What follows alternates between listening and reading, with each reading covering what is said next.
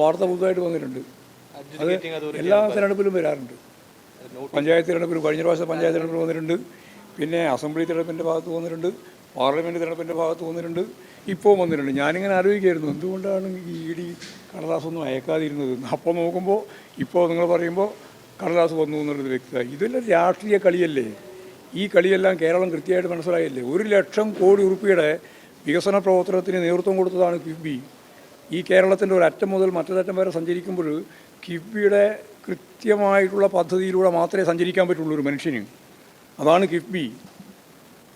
ആ കേരളത്തിൻ്റെ പശ്ചാത്തല സൗകര്യത്തെ ലോകോത്തരമായ രീതിയിൽ വളർത്തിയെടുക്കുന്നതിന് വേണ്ടി പ്രവർത്തിച്ച 140 നിയോജക മണ്ഡലത്തിലും ഫലപ്രദമായിട്ട് നിക്ഷേപിച്ച കിഫ്ബിയെ അപകീർത്തിപ്പെടുത്തുന്നതിന് വേണ്ടി എത്രയോ കാലമായിട്ട് തുടങ്ങുകയാണ്. ഇത് UDF ആരംഭിച്ചതായിരുന്നല്ലോ മുമ്പ്, ഉമ്മൻചാണ്ടിയാണല്ലോ തുടങ്ങിയത്.